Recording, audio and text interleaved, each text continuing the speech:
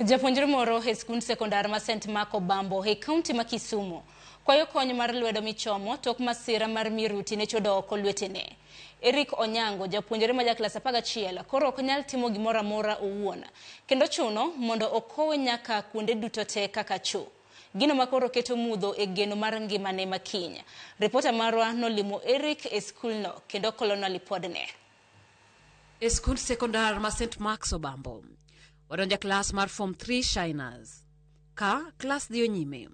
On the right-hand side, that will not happen. Japuonjo dich puonjo kwano ka jopuonjre winjo kendo ndiko. Mak mana nitiere japuonjre achiel e klas ne mapok ochako ndiko. Eric Onyango ok nyal ndiko ka jowadgi kalore ni onge kod lith lwetene. Mondo mi ondiki nyaka twene gimoro machalo mibawo gi selotep e kasone kalam mondo nyal ndiko kata ma wiye. Rawera nonyuol nyathi ma onge ng'ol mana ka jowadgi mamoko ka. Gima kata kamano nolokore dwe mar 3 higa mokalo, kama noyude masira mar muoch miruti e kinde mano kwaye bungu machiegni kod dalagi ma bende nitiere Obambo. Ne en tich ariyo. Eric no owuok kodhi kwayo diek. Noyudo ka en half term. Koro kano dhi kwa diek, to wan ne wang'eyo ni en kama okwaye diek. Koromo godhiambo to awinjo mana koko. Bende noyudo be ka onge dala. Iyo makuma nadhiye. Ni min Eric ohinyore. Eric ohinyore matek. Koro apenjo ni Eric ohinyore nang'o? Ang'o mohinye? Ni Eric murutu ogoyo. Miruto goye go. Tadwoko ni to Eric miruto goyo. Eric mowuok gi diek nodhi kwayo diek. Miruto goye kanye.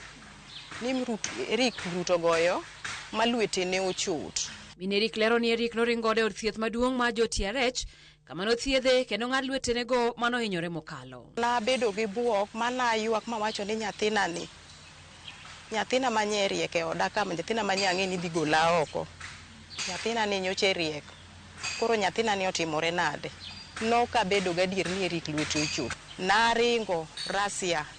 Okawa gi pikipiki kadhi Rasia. Ayudo ka nyathi lich, nyathi ywak, nyathi rem ramo, nyathi lwetene onge, jowadwa. Nyathi rem ramo, nyathi ywak, remo lich. An nokachopo kata kuma nyathi nitie imaka ka ywak. Tok thieth, Eric noduogo pacho mak mana ni koro ok onyal dago ngimane machon. Eric odok molokore nyathi matin ma nyaka konye dago ngimane mapile. Ok anyal dhi kamoro e yo mayot nikech nyathino en nyathi ma ane matere cho, ane mapidhe, law ane malwakone. Gimoro amora ane matimone. Ok onyal timo kende. Koro nyathi be penjore ni to abiro bedo gi lweta machieng' moro natime gimoro kenda. Kata ka ndala ok anyal luok. Nyaka mamwe ma e chiro mabiloka. Kata ka gaginene. Kata ka gine chiemo ok anya chiemo. Arite mo obimo miya chiemo. Koro mane makale pateka yeye. Kato bedo ni masirano nokelo ne Eric ng'ol mochwere, nodagi dhi e skul mar jomong'ol gima koro miyo tend skundni nywako maneno ni oyudo kony mar dago ngimane makare e kind jowetene manoseng'iyo godo. Nwaneno ka en gi nodwaro kabisa bet e skul, omiyo nwayiene mondo duogi. Kendo nwayiero nyithindo moko mosiepene mane nie klas gi mane nyalo konye. Akanyo osebedo nyathi ma jachir kabisa.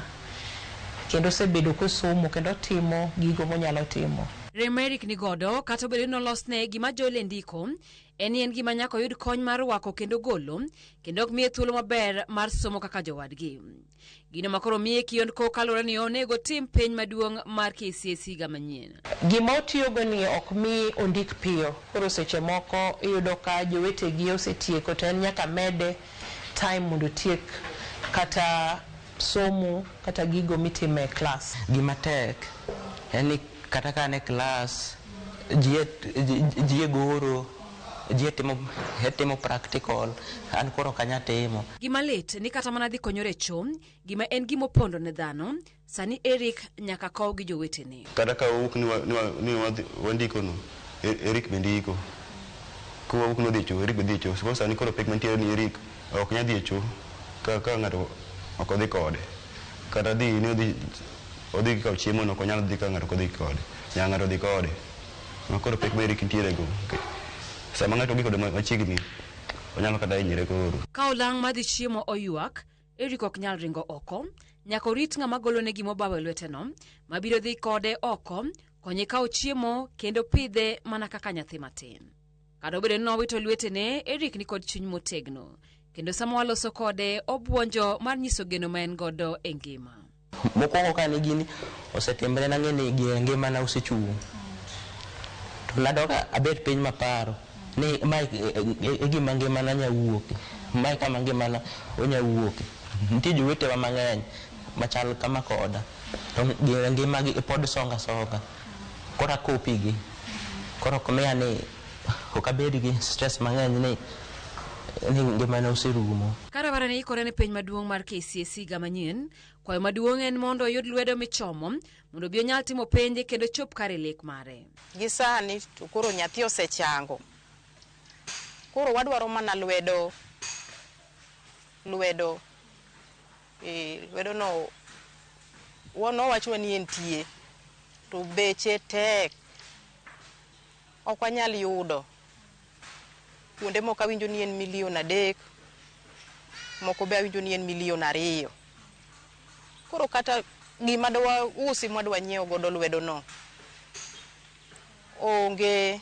Honorable Rosa Kinyibuyu ama seneta wa Makisumu ngire tomo jienda ne okonya. Lek mar Eric koro nitiere lwet joma chunygi ler manyalo konye yudo lwedo michomo. Kageno mare ni lwedo go biro miyo dog dago ngimane mane nitiere chon motelo ne masirano.